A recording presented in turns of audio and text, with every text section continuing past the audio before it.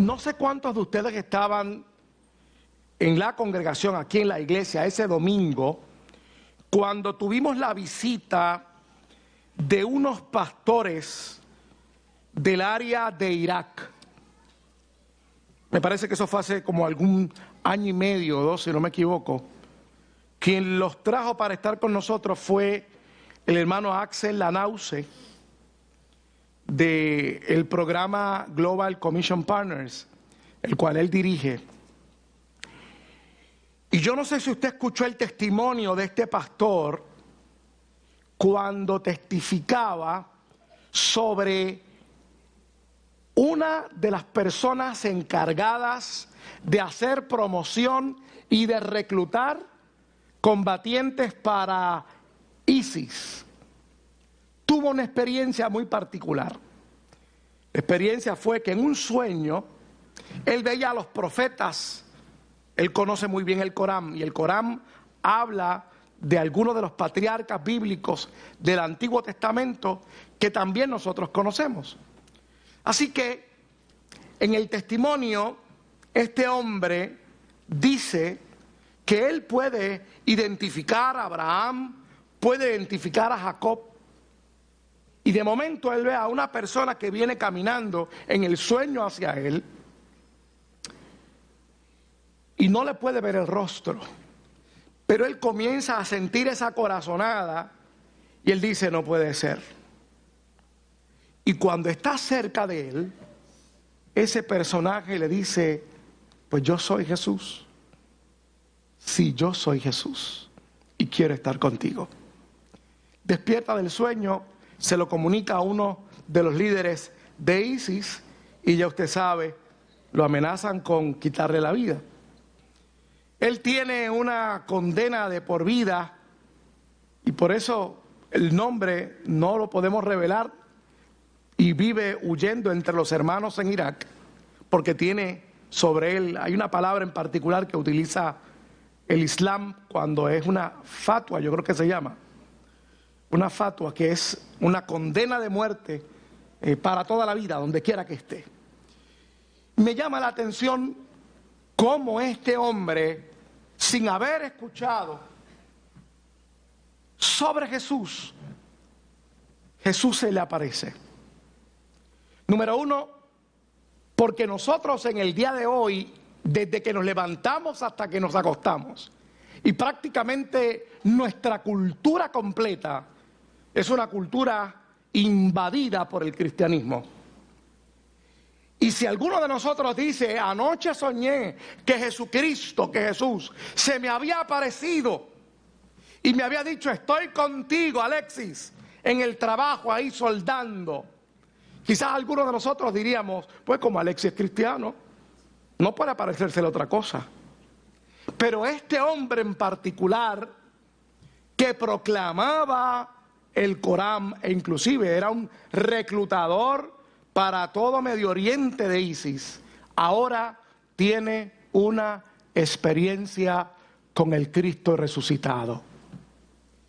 Y yo me pregunto, hoy nosotros en el 2017, ese Jesús impactante que cambia, que transforma, también será parte de nuestra vida cotidiana. ¿Acaso lo que estamos viviendo, nosotros estamos seguros y conscientes de que el Cristo que nosotros profesamos, que creemos, está con nosotros?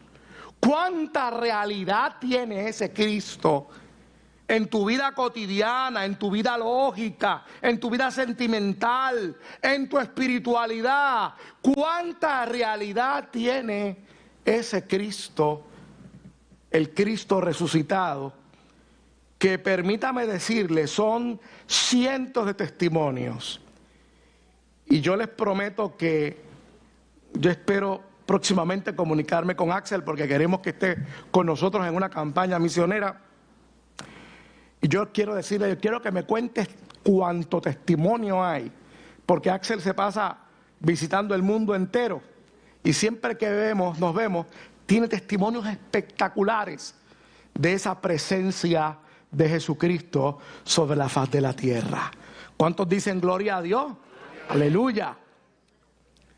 El relato bíblico, nuestra reflexión en esta tarde, en esta noche, es sobre eso. Un relato muy particular. Y cuando nosotros tomamos un relato de las Escrituras, tenemos que ir verso por verso, viendo el relato, para entonces sacarle el provecho al relato. Y yo creo que lo que escribe Lucas, hablando sobre la resurrección de Cristo y la experiencia de unos discípulos con Jesús, creo que tiene mucha importancia para el momento en que nosotros vivimos. Y esperamos que al final de algunos 20 minutos o 30 minutos que esté conversando con ustedes, nosotros podamos salir de este lugar afirmando la presencia inequívoca del Cristo resucitado al lado de nosotros. Amén. Le invito para que vayamos a Lucas 24 y queremos leer el relato completo y luego vamos por encima sobre algunos versos del mismo relato bíblico. Lucas capítulo 24, del verso 13 al verso 35. Vamos a leer el relato completo.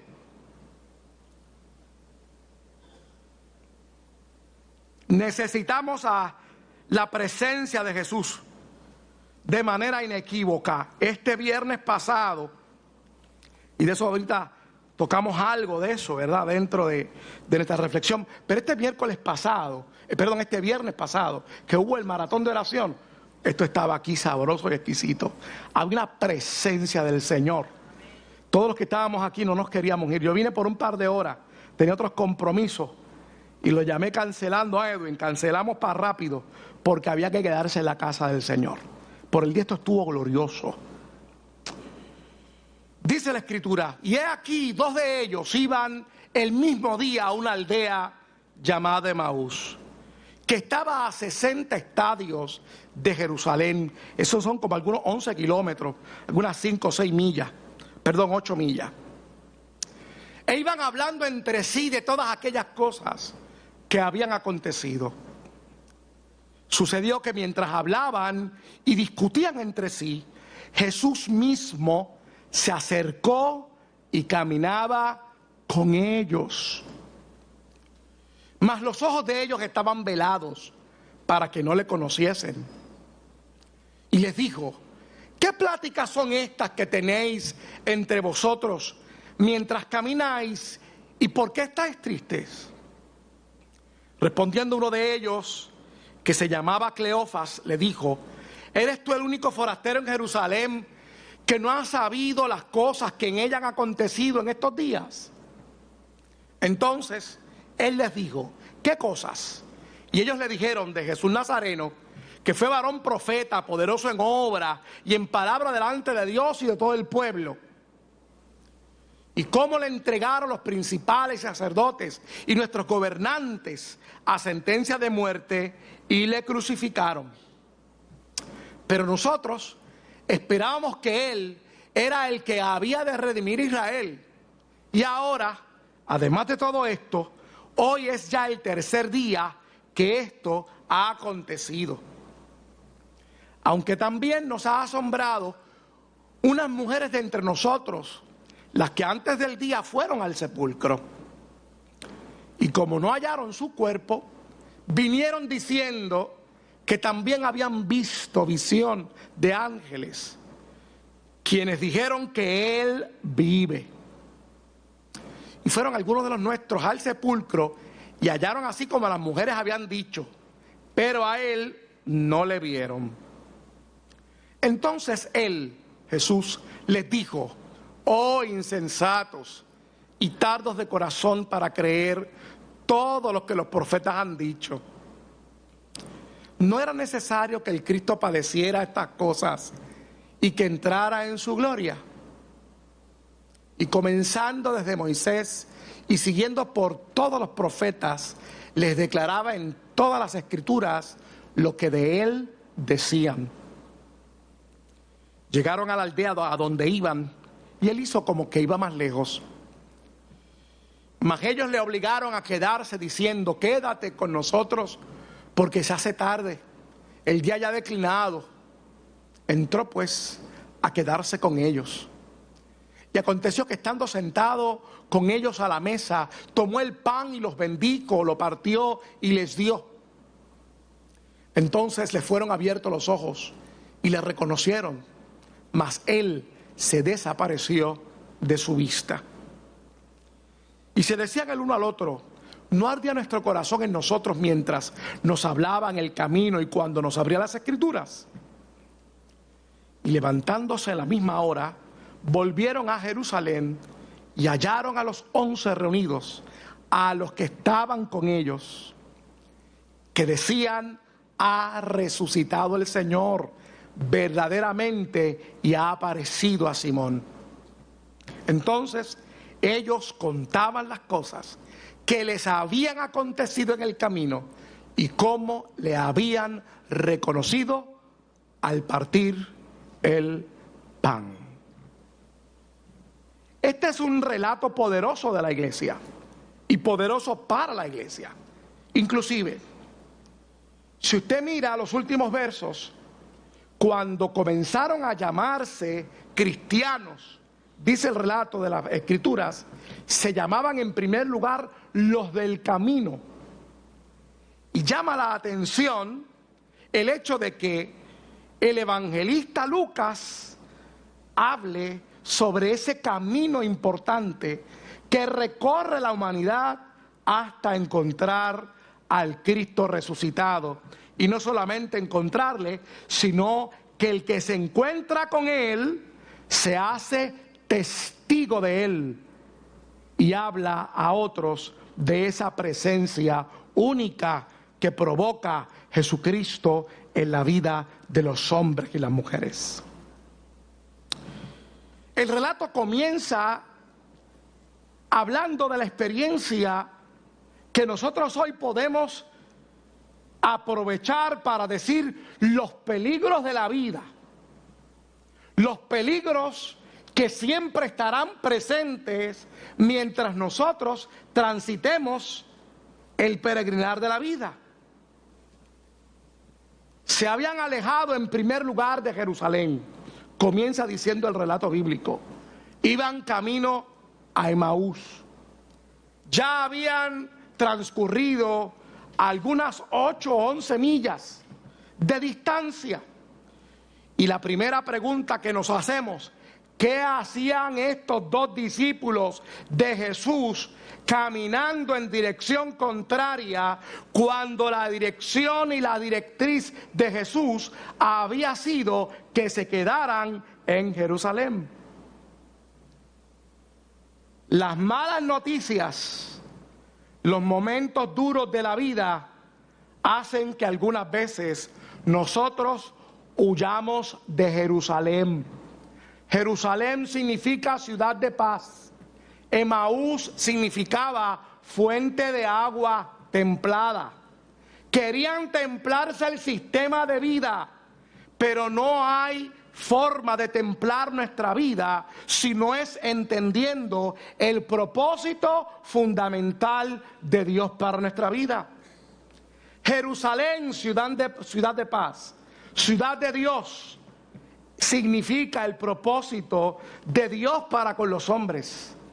Y esta gente, en el momento de más estrés, de más dificultad, caminan buscando otro rumbo y otra dirección. Cuando hay problemas, hermanos, cuando el ambiente está tenso,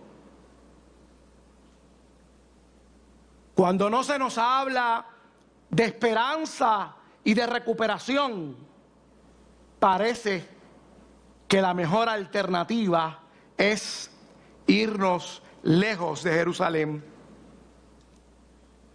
El poeta en el Salmo dice: ¿quién me diera alas y escapara de las situaciones difíciles? Porque no hay otra alternativa cuando estamos en estrés, cuando estamos en dolor. Y estos discípulos, al Cristo que ellos habían conocido, la esperanza que ellos habían conocido, ahora ya había desaparecido. Y a ellos se les había olvidado las palabras de Jesús. No tengas miedo, no se turbe vuestro corazón, ni tenga miedo. Creed en Dios, creed también en mí. Cuando nos alejamos de Jerusalén, no podemos recibir toda la bendición y la gracia de Dios. Y sobre todas las cosas, Cristo no puede aparecerse en la vida y en la escena de nuestra cotidianidad.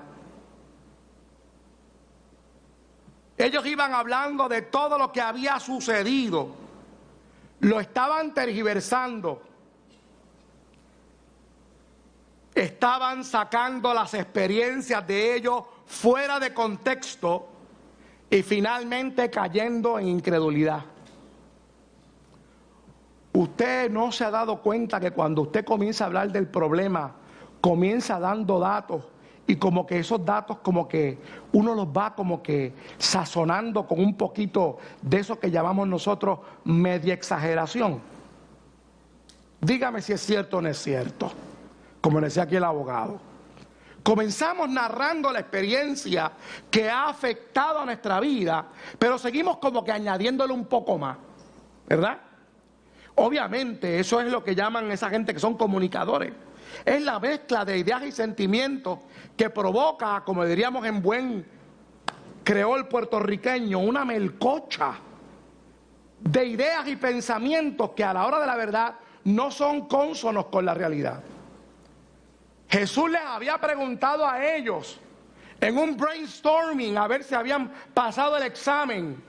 ¿Y quién dicen ustedes que soy yo? Y uno por allá empezó, pues yo creo que tú eres Elías.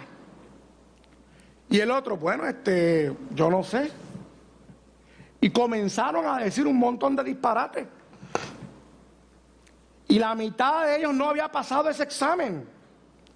Ahora parece que estos dos eran de aquellos que habían escuchado la contestación y no habían podido aprender. Comienzan a tergiversar las cosas. Pero tú no sabías que ese es un Cristo que había, pero tú eres el único que está. ¿De dónde tú vives, muchacho? Eso cuando usted le dicen aquí el domingo en la noche, mira, usted salga de aquí alegre, contento, proclamando que hay esperanza. Y entonces mañana por la mañana lo hace. Y lo primero que le dicen los compañeros, pero entonces, ¿en qué planeta tú vives? O lo miran así raro, de arriba abajo. Así miraron a Jesús. ¿Qué pláticas ustedes tienen? Y comienzan a tergiversar, no porque Jesús era un varón, profeta, y él pues obviamente nosotros creíamos que esto se iba a acabar aquí, la junta fiscal se iba a ir, aquí iba a llegar la economía terrible, otra vez iban a instalar a 936, iban a haber un montón de farmacéuticas, iba a haber trabajo como loco, porque yo me convertí a Cristo, los problemas se iban a resolver, y eso no ha pasado. Y Jesús mirándolos así de arriba abajo. Porque algo interesante es que cuando nosotros huimos de Jerusalén, el Cristo al cual nosotros predicamos, como no padece de algún problema del ánimo, siempre está en el mismo ánimo, Él siempre se va a acercar a ti, aunque tú hayas huido de Jerusalén. Él siempre se acercará a ti, aunque usted y yo hayamos fracasado en poder describir quién es Él para nuestra vida. Él siempre se va a acercar. Él vio a aquellos dos que iban de camino, iban como a 70 millas por hora, porque cuando uno tiene miedo, cuando uno está confundido, cuando uno tiene 80,000 pensamientos en la cabeza, no me levante la mano de aquellos que hemos transitado por las hermosas vías de este país y hemos pasado un semáforo y hemos dicho, adiós, yo pasé por ahí ya. No me mire así, usted sabe que es verdad. No es que se coma la luz, como decimos nosotros. Es que usted pasó por ahí y no se dio cuenta que pasó. ¿Por qué? Porque va pensando en 40,800 cosas. Así iban estos dos. Pensando un montón de cosas. Jesús se le acerca. No se dan cuenta. Están huyendo de Jerusalén. Y ahora, para colmo, están tergiversando una gran realidad. No pueden entender qué es el plan y el propósito de Dios para sus vidas. Cuando hay dolor tenemos que tener cuidado, que es lo que estamos hablando. Porque vamos a exagerar y la exageración nos lleva a la incredulidad.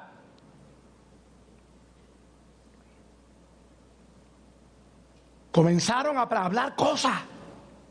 Muchachos, si nosotros esperábamos que esto cambiara. No cambió.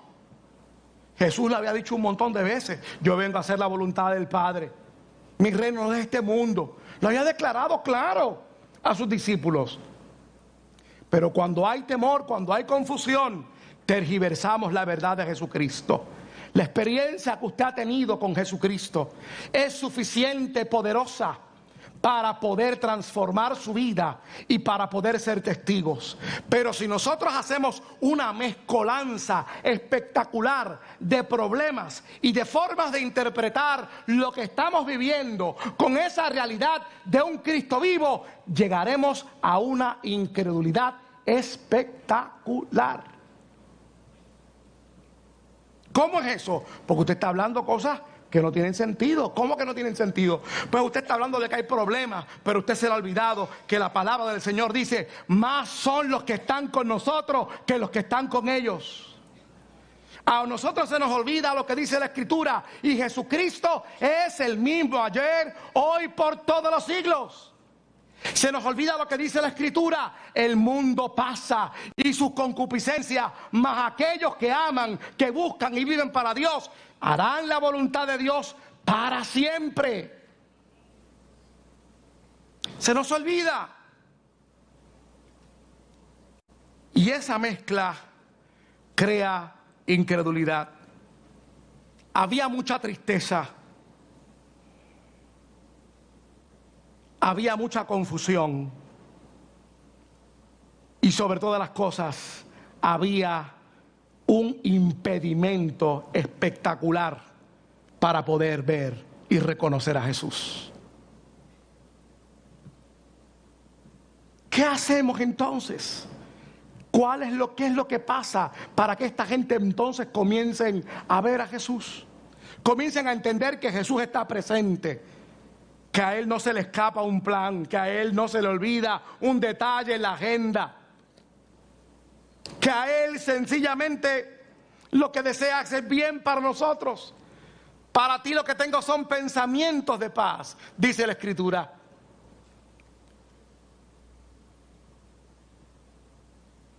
Cuando hay ese impedimento, no podemos ver la gloria de Dios en nuestra vida. No podemos entender lo que dice la Escritura. Todas las cosas ayudan a bien a los que aman a Dios, que conforme a su propósito son llamados. Esto lo digo como manera jocosa, para que usted se ría y goce, se me duerma. Cuando yo comencé bien fiebrú para vivir para el Señor, tendría como 15, 16 años. Y el viejo mío estaba pastoreando interinamente en Barrio Obrero, calle Lima, esquina Río de Janeiro. Nunca olvido la dirección. Y para usted subir a la iglesia hay que subir como 10 escalones, porque queda alta. Eran como las 3 de la tarde.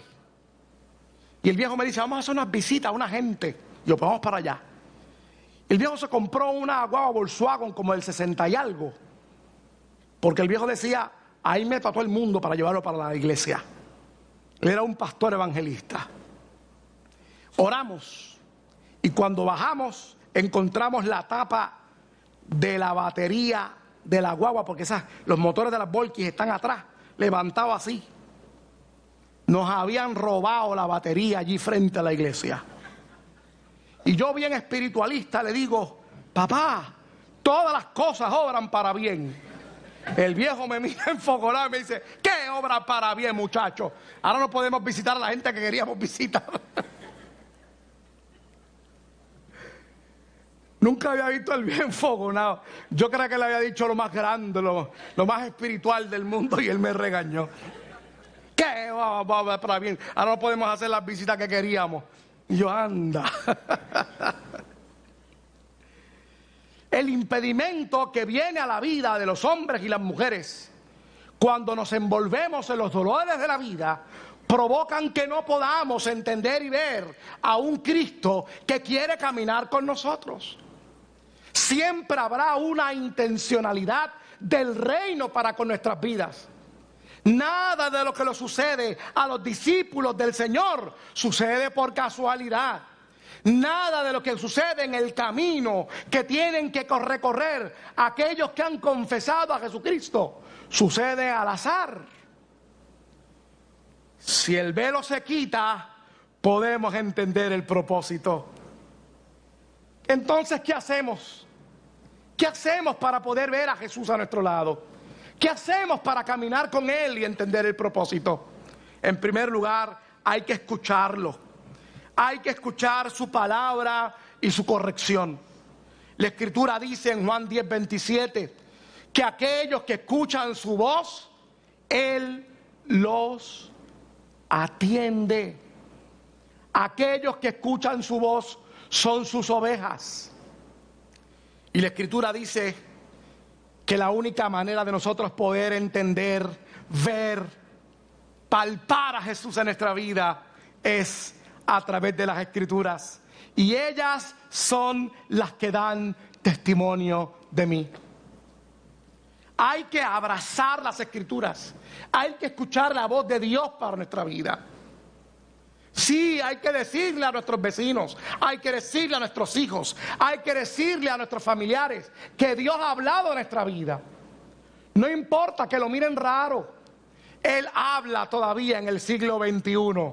Él está pendiente a poder hablarle a sus hijos, poderle hablar a la humanidad.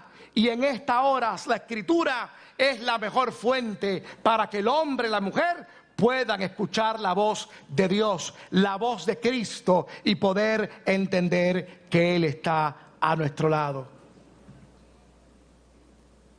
Necesitamos ver más las Escrituras y menos Netflix.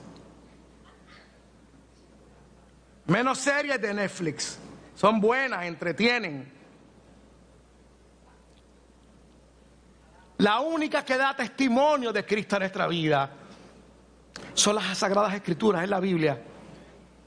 Vivimos con un síndrome de entretenimiento. No es malo, hay que entretenerse. Hay que entretenerse, no me vaya a tomar por la tangente. Pero hay un síndrome. Un síndrome son procesos en la vida de los hombres que se atachan a ellos, que se pegan a ellos y los conducen a unas conductas que no son correctas.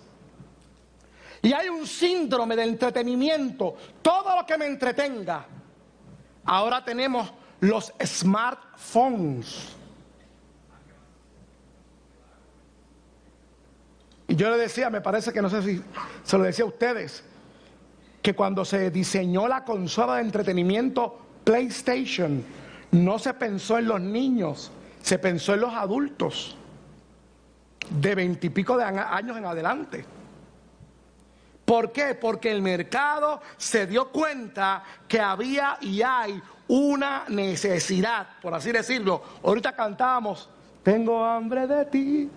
Hay un hambre, una necesidad compulsiva de entretenernos, porque no sabemos, no podemos ver que Jesús está a nuestro lado.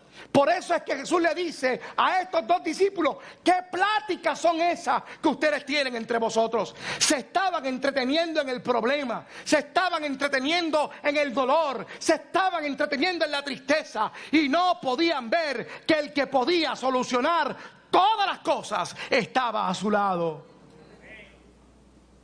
Tenemos que aprender a escuchar la voz de Dios en nuestra vida. Tenemos que decir, hoy el Señor habló a mi corazón. Hoy las Escrituras han edificado mi vida. No podemos seguir entendiendo como otros y como otras que no tienen a Cristo en un vacío existencial, que precisamente por eso se juega Crush Candy, es que se llamaba el juego ese. Gloria a Dios que nunca lo jugué. Eso era adictivo. Cientos de miles de adultos con el Crush Candy. ¿Por qué? Porque no tiene nada que hacer. Óigame, repito otra vez. Yo juego PlayStation con los nenes en casa. De eso no es que se trata. De lo que se trata es que hay una compulsión, es que hay un vacío. La palabra de Dios no habla a mi vida. Cuando Dios habla a tu vida, cuando las escrituras hablan a tu vida cambia de colores, tu vida cobra sentido, se afina el oído espiritual, se afina el corazón, se afina la mente y tú puedes entender que Jesucristo camina contigo. Aleluya. Hay que escuchar la voz de Dios y las Sagradas Escrituras. Hay que obligar a Jesús a quedarse con nosotros. No es que Él quiera irse porque está ocupado o tiene muchos puntos en su agenda, no es eso. Es que el obligar es una disposición de nosotros, del corazón, de decirte quédate. Es una búsqueda. Entonces el hambre por el entretenimiento se convierte en un hambre por la presencia del Señor. Aquellos que estábamos aquí en el maratón de oración, en un momento dado el pastor Orlando Figueroa estaba hablando de su experiencia de la oración. Y una de las cosas que marca y que pone en el propósito de Dios a los hombres y las mujeres es ese deseo de búsqueda de Dios. Y él nos testificaba que temprano ya en su adolescencia sintió un hambre del Señor y le decía a su pastor: pastor, dame las llaves del templo. Y el pastor le decía: pero ¿a qué tú quieres las llaves del templo? Es que yo quiero entrar a orar a la casa del Señor. Y ya de temprana edad, de 14, 15 años, pasaba horas en el templo buscando el rostro del Señor. Nosotros tenemos que decirle a Jesús: quédate con nosotros, quédate conmigo un ratito más, yo quiero estar en tu presencia. Hermano, que cuando usted salga por esa puerta no salga con la ansiedad de irse, sino que usted desearía: yo me quisiera quedar un ratito más, yo quisiera escuchar más palabras, yo quisiera tener un tiempo de adoración, yo quiero llegar a casa para tirarme y postrarme ante los pies del Maestro, yo quiero escuchar la voz de Dios. Tenemos que desarrollar esa sed, esa búsqueda. En el análisis de nuestros padres, de su teología, habían algunas cosas que hoy nosotros no decimos, pero hay unas cosas fundamentales que el Espíritu Santo y que el Maestro hizo y las pasó por alto. ¿Sabe por qué? Porque había un hambre, había una sed de su presencia, había una búsqueda intensa. No había tiempo para el entretenimiento, había tiempo para buscar a Dios. Claro que sí, que se hacían otras cosas, pero había un hambre, una sed de estar en la presencia del Dios Todopoderoso. No es que estamos diciendo que los tiempos de antes son mejor que los de ahora. La Biblia dice que eso es pecado, no vamos a decir eso.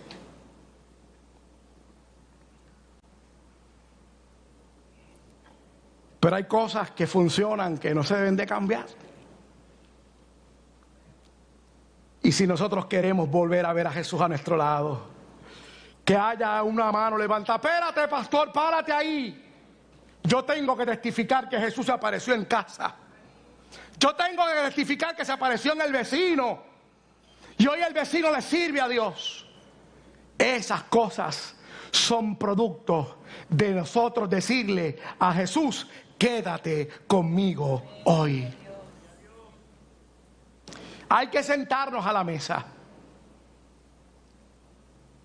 La Escritura dice que cuando se sentaron a la mesa, el resultado fue que se le cayeron las escamas y pudieron entender quién era Jesús. Ese entendimiento de Jesús no era el entendimiento de aquella persona que estaba con ellos. Ahora es el entendimiento del Maestro. A mí me encanta la expresión cuando Él resucita y una de las mujeres en la mañana se le tira a los pies y le dice: Raboni. Pero a mí me llama la atención, es que es lo que provoca el Cristo resucitado al entendimiento, al intelecto, al espíritu, a las emociones, cuando Él se aparece. La gente es transformada. y nosotros nos tenemos que sentar a la mesa. Hay algunas confesiones de fe, hermanas nuestras, que todos los domingos comulgan a dar la Santa Cena. Inclusive, no sé si todavía lo practicarán, pero la iglesia que pastorea el pastor Orlando Figueroa practicaba eso todos los domingos. Ellos comulgaban porque entienden que en la cena, en esa comunión con Dios, la presencia del resucitado es una realidad. Yo les decía a los hermanos el domingo pasado en la iglesia de Manatí, nos proponemos hacer un listado de gente que está en las casas, de gente que una vez fue cristiana, de gente que ha conocido a Jesucristo, de gente que ha sido herida por la religiosidad, y las queremos traer a la casa del Señor, sí, a la casa, porque son cuentos de camino. Eso de que cada uno tiene su religión dentro. Yo no necesito ir a la iglesia para servir a Dios. Wrong, mal, contestación, incorrecto. Si usted no viene a la casa del Señor, usted no va a conocer la plenitud del Cristo resucitado. Se queda enano, se queda en una experiencia inicial, se queda un año de haberse convertido y 25 sin haberle conocido plenamente. Y necesitamos sentar a la gente a la mesa, necesitamos traer a la gente a la comunión, para que la gente pueda entender que el Jesús resucitado quiere caminar con ellos, que el Jesús resucitado quiere sanarlos. Yo predicaba hace semanas atrás de aquel que estuvo 38 años sentado allí. Esa escena es una escena muy particular, porque había estado sentado en el pórtico, los 5 pórticos, que significaba la ley, y estaba en el estanque de Betesda, que significa casa de misericordia, y aún así seguía enfermo. Pero cuando llegó Jesús, el hombre de 38 años se levantó, tomó su lecho y se fue. Aleluya. Por eso necesitamos traer a la gente a la casa del Señor. Claro que hay gente mirándonos por internet porque no puede, y siempre le hacemos la advertencia: si usted puede ir a una iglesia, tan pronto usted se sane, tan pronto usted termine el turno de trabajo, haga los arreglos y congréguese. Siéntese a la mesa en comunión para que pueda disfrutar de la presencia del resucitado. 2 cosas más hicieron estos discípulos. Una, volvieron a Jerusalén. Viraron, cambiaron un 360. El que conoce a Jesús cambia de camino. Ya no iban hablando lo mismo. Problema, se acabó esa conversación de problema. Ahora una conversación, él, pero no ardía con nosotros. Ven acá, y eso que nos explicó, ahora yo le entiendo. Su conversación cambió, su manera de ver la realidad cambió. Volvieron a Jerusalén. Eso hace el Cristo resucitado cuando camina con nosotros. Hace que nosotros cambiemos el verdadero propósito que llevamos antiguo por el propósito correcto que siempre Él ha querido para nosotros. Volvieron a Jerusalén y finalmente estos discípulos le contaron a Raimundo y a todo el mundo la experiencia que habían tenido.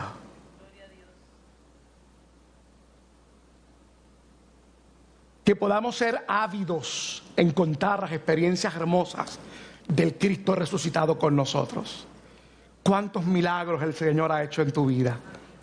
De cuántas cosas el Señor te ha guardado. Cómo el Señor te ha fortalecido en medio de la tribulación, del problema, en medio de la circunstancia difícil. ¿A cuántas personas se lo has dicho? Eso es fundamental para que el Cristo resucitado sea una realidad en tu vida. Tu vida cambiará. La gente que camina con el resucitado es más linda que la que no camina con Él. Porque la gente que camina con el resucitado sonríe. Y la gente que sonríe, dicen los que saben, ejercitan todos los músculos de la cara. La gente que es fea es porque no sonríe. Mira cómo todo el mundo empezó a sonreír rápido. Yo, espérate, que no me cojan a mí en esto. Aquella gente iban todos enturunados, como le decimos allá en el campo, tristes, con ojeras. Pero cuando escucharon hablar, entendieron que Jesús estaba con ellos. Le dijeron, quédate con nosotros. Cambiaron su conversación, cambiaron de rumbo. Y ahora la gente que pasaban con ellos no los conocían porque estaban tan y tan lindos. Porque el resucitado había estado con ellos. Ponte en pie.